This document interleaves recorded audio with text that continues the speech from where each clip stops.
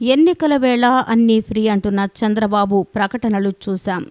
ఇప్పుడు అంతకు మించి ప్రతిపక్ష నేత జగన్ ఎన్నికల హామీలకు శ్రీకారం చుట్టారు. టీడీపీ శిబిరాన్ని ఆందోళనకు గురిచేసేలా గురి చూసి ఓటు బ్యాంకుపై వరాల వాన కురిపించారు. ప్రమాదవశాత్తు మత్స్యకారులు మరణిస్తే 10 లక్షల రూపాయలు, గొర్రెలు మేకలు చనిపోతే యాదవులకు 6,000 రూపాయలు పరిహారంగా, చిరు వ్యాపారులకు గుర్తింపు కార్డుల ద్వారా వడ్డీ లేకుండా 10,000 రూపాయలు. ఇవన్నీ వైసీపీ నేత ప్రజలపై కురిపిస్తున్న హామీలు.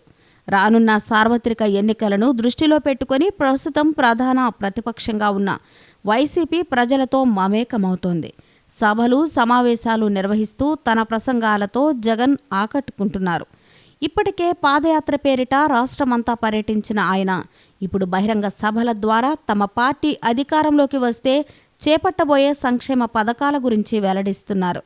తాజాగా పశ్చిమ గోదావరి జిల్లా ఏలూరులో నిర్వహించిన ప్రజా గర్జన సభలో వైసీపీ అధినేత జగన్ ప్రసంగించారు. ఈ సభ పూర్తిగా ఎన్నికల మేనిఫెస్టోగా తలపించింది. ఈ సందర్భంగా జగన్ మాట్లాడుతూ బడుగు బలహీన వర్గాల సంక్షేమమే తమ ప్రభుత్వం పనిచేస్తుంది అన్నారు.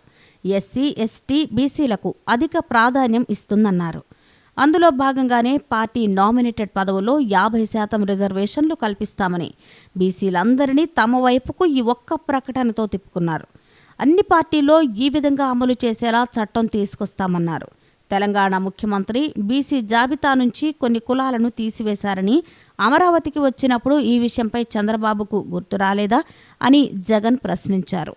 తాము అధికారంలోకి వస్తే ఈ విషయంపై కేసీఆర్తో మాట్లాడి న్యాయం జరిగేలా చూస్తామన్నారు. బీసీలకు అన్యాయం జరగకుండా చూస్తామని తెలిపారు. ఇందులో భాగంగా త్వరలో కేసీఆర్తో సమావేశం నిర్వహించి మాట్లాడతామన్నారు. అలాగే వైసీపీ అధికారంలోకి వస్తే ప్రజా సంక్షేమమే ధ్యేయంగా పనిచేస్తామన్నారు. ప్రతి చేనేతకు పెట్టుబడి కింద 2,000 రూపాయలు పరిహారంగా అందిస్తామని ప్రకటించారు. ప్రధాన ఆలయ బోర్డులో నాయి బ్రాహ్మణులకు, యాదవులకు అవకాశం కల్పిస్తామన్నారు.